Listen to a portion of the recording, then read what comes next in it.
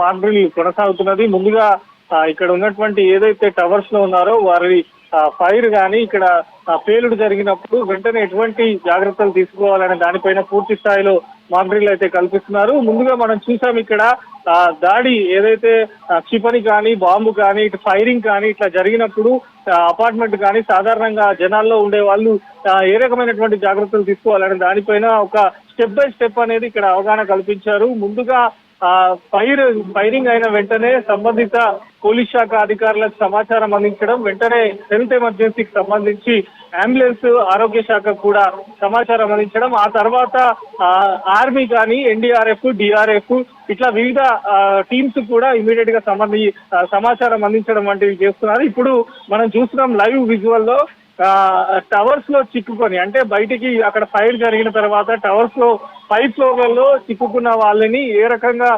రక్షించాలనే దానిపైన కూడా ఇక్కడ ఫైర్ కానీ ఎన్డీఆర్ఎఫ్ టీమ్స్ కూడా మాక్ డ్రిల్ లో ఇక్కడ మొత్తంగా ప్రయోగాత్మకంగా ఇక్కడ ఉన్నటువంటి జనాలందరికీ కూడా చూపిస్తున్నారు.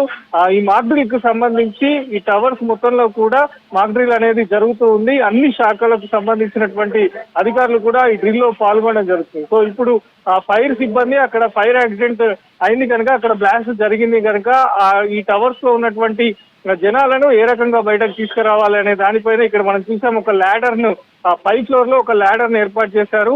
ఎవరైతే ఆ ఫ్లోర్ లో గాయపడ్డ వారు ఉంటారో వారిని ల్యాడర్ సహాయంతో ఇప్పుడు మనం చూస్తున్నాము కిందికి తీసుకురావడం జరుగుతున్నది. ఈ మాక్ డ్రిల్ లో భాగంగా గాయపడినటువంటి వ్యక్తులను ప్రజలను ఈ ల్యాడర్ సహాయంతో, ఎందుకంటే పైనుంచి అక్కడ ఫైర్ జరుగుతున్నది కనుక లిఫ్ట్ కానీ లిఫ్ట్లు కానీ ఉపయోగించరాదని వెంటనే ఫైర్ సిబ్బందికి ఎన్డీఆర్ఎఫ్ టీమ్ కు సమాచారం అందిస్తే వారు ఈ రకంగా ఈ ల్యాడర్స్ ఉపయోగించి ప్రజల ప్రాణాలను ఎట్లా కాపాడతారు అనే దానిపైన పూర్తి స్థాయిలో అవగాహన కల్పిస్తున్నారు. మనము ఎక్స్క్లూజివ్ లో చూడొచ్చు ల్యాడర్ పైనుంచి ఫైర్ కు సంబంధించినటువంటి సిబ్బంది గాయపడినటువంటి వ్యక్తిని ఏ రకంగా కిందికి తీసుకొస్తున్నారో అనేది ఈ డ్రిల్ ద్వారా పూర్తిగా అర్థమయ్యేలా చూపిస్తున్నారు.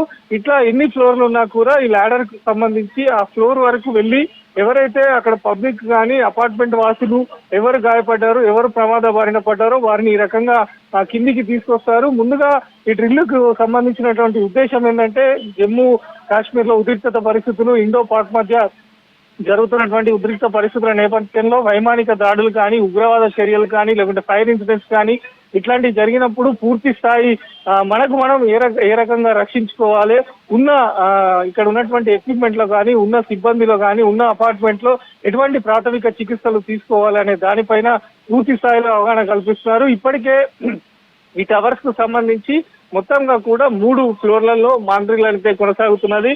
ఈ రకంగా గాయపడిన వ్యక్తిని అయితే కిందికి తీసుకొచ్చారు. ఇక్కడ ప్రజలందరూ కూడా ఈ పైనుంచి కిందికి తీసుకురావడంతో అప్రిషియేషన్ చేస్తున్నారు ఈ డ్రిల్ నిర్వహించినటువంటి విధానం చూసి. సో వెంటనే కిందికి రాగానే అంబులెన్స్ స్టార్ట్ అయిపోయింది. అంబులెన్స్ సైరన్ కూడా ఇమీడియట్ గా స్టార్ట్ అయిపోయింది. అంటే గాయపడినటువంటి వ్యక్తిని వెంటనే తరలించే విధంగా అంబులెన్స్ కూడా సమాచారం ఇవ్వాలని చెప్పి కూడా ఈ రకమైనటువంటి డ్రిల్ ద్వారా ఇక్కడ ప్రజలకైతే చైతన్యం కల్పిస్తున్నారు.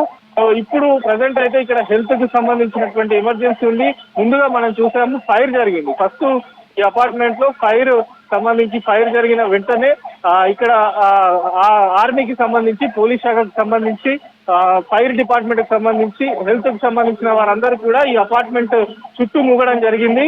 గాయపడిన వారిని తరలిస్తూనే ఇక్కడ ప్రజలందరినీ కూడా సురక్షితంగా బయటకు వెళ్లిపోవాలి అనే సూచించే విధంగా డ్రిల్ అయితే కండక్ట్ చేశారు. సో 1971 నుంచి మాక్ డ్రిల్ అనేది స్టార్ట్ అయింది మన దేశంలో. సో అప్పుడు యుద్ధ సమయంలో జరిగినటువంటి అప్పుడు ఉన్నటువంటి పరిస్థితుల నుంచి 1971 నుంచి ఈ మాక్ డ్రిల్ అయితే నిర్వహిస్తూ వస్తున్నారు. దీంట్లో భాగంగా ఇప్పుడు ఉన్నటువంటి ఉద్రిక్త పరిస్థితుల్లో ఇండియా పాక్ 2 దేశాల మధ్య కొనసాగుతున్న ఉద్రిక్త పరిస్థితుల నేపథ్యంలో హైదరాబాద్ నగర ప్రజలను పూర్తి స్థాయిలో అవగాహన అలర్ట్ ఉండే విధంగానైతే ఇక్కడ స్థానికంగా ఉండేటువంటి పోలీస్ శాఖతో పాటు electricity, health, army, NDRF, DRF అన్ని రకాల టీమ్స్ ఇక్కడ వెంటనే ప్రజలకైతే అవగాహన కల్పిస్తున్నాయి. సో చాలా మంది ఆఫీసర్స్ కూడా ఈ డ్రిల్ లో పాల్గొన్నారు. దాదాపు కూడా 25 నిమిషాల పాటు, అంటే టైం కూడా ఎక్కువ తీసుకోవద్దు, ఎందుకంటే టైం ఎక్కువ అయినా కొద్దీ గాయపడినటువంటి వారి సంఖ్య పెరుగుతుంది కనుక ఎమర్జెన్సీగా ఇమీడియట్ గా ఎంత ఫాస్ట్ అయితే అంత తొందరగా ఈ డ్రిల్ పూర్తి చేసే విధంగా, అదే విధంగా సురక్షిత ప్రాంతాలకు తరలి వెళ్లే విధంగానైతే అవగాహన కల్పించారు. గాయపడిన వారందరినీ కూడా కిందికి దించిన తర్వాత వెంటనే అంబులెన్స్ ఎక్కించి వాళ్ళని తరలిస్తున్నారు. ఇలా స్టెప్ బై స్టెప్ గా ప్రజలందరికీ పూర్తి స్థాయిలో అవగాహన కల్పించే విధంగా సంతోష్ నగర్ లోనైతే మాక్ డ్రిల్ కొనసాగుతూ ఉంది. 25 నిమిషాల పాటు ఇది కంటిన్యూగా కొనసాగనుంది. మొత్తంగా కూడా ప్రజలకైతే ఇప్పుడు ఉన్నటువంటి సిచ్యువేషన్ లో తమకు తాము రక్షించుకోవడంతో పాటు తమ చుట్టుపక్కల పరిసర చేయాలి, థిక్ కర్టెన్స్ యూజ్ చేయాలి.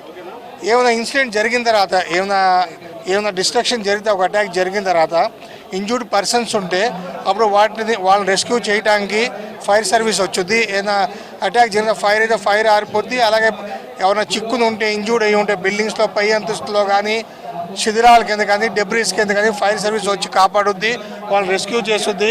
ఫైర్ సర్వీస్తో పాటు ఎన్డీఆర్ఎఫ్, డిఆర్ఎఫ్, స్టేట్ ఎస్డిఆర్ఎఫ్ వీళ్ళందరూ కూడా వచ్చి రెస్క్యూ ఆపరేషన్లో పాల్గొంటారు. ప్రత్యేకించి ఇలాంటి సిచ్యువేషన్స్లో అన్ని డిపార్ట్మెంట్స్ కోఆర్డినేషన్ చాలా ఇంపార్టెంట్. ఇప్పుడు పోలీస్ పాల్గొన్నారు మొత్తం క్రౌడ్ కంట్రోల్కి, రెస్క్యూకి కూడా.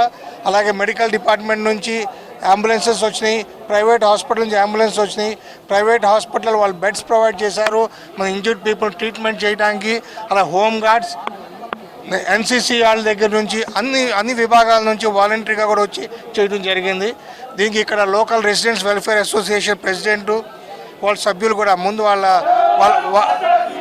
పబ్లిక్ అవేర్నెస్ క్రియేట్ చేయడానికి, ఒక సిస్టమేటిక్గా వాళ్ళని బిల్డింగ్లోంచి బయటికి తీసుకురావడానికి అన్ని చర్యలకు అన్నిటి కూడా పబ్లిక్ కోఆపరేషను, వాళ్ళ అవేర్నెస్, వాళ్ళ ప్లానింగ్, వాళ్ళ ఉన్న సిస్టమ్స్ కూడా యూజ్ చేసుకుందాం. లేదు, ఇప్పుడేం జరగలేదు, ఇది just mock drill.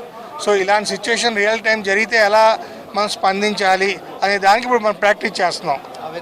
Awareness programme mock drill. ICCC నుంచి మానిటరింగ్ ఉంది. అలాగే సీనియర్ ఆఫీసర్స్ ఇప్పుడు 4 సైట్స్ దగ్గర మాక్ డ్రిల్ జరుగుతుంది. 4 సీనియర్ ఆఫీసర్స్ ఉన్నారు అక్కడ. అలాగే డిస్ట్రిక్ట్ కలెక్టర్ గారు కూడా వచ్చి వెళ్ళారు ఇక్కడికి. అలాగే ప్రతి సీనియర్ ఆఫీసర్స్ కూడా ఉంటారు.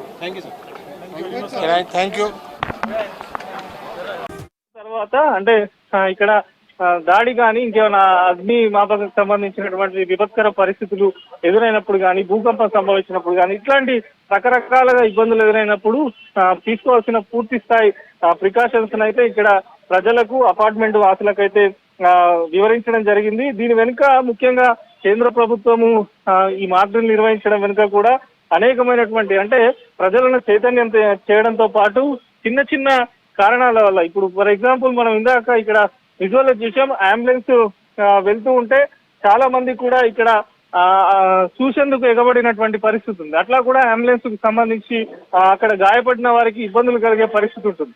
సో వెంటనే అక్కడ అంబులెన్స్ కి ఎవరు ఎదురుపోకుండా ఉండడము, అంబులెన్స్ వెనకాల పరిగెత్తకుండా ఉండడము, ఇమీడియట్ గా అవి బయటకు వెళ్లే విధంగా ఈ మాక్ డ్రిల్ అయితే కండక్ట్ చేశారు. మొత్తంగా కూడా దేశవ్యాప్తంగా కూడా మాక్ డ్రిల్ అనేది కంటిన్యూ అవుతున్నది. 25 నిమిషాల పాటు అయితే ఈ డ్రిల్ కొనసాగనుంది.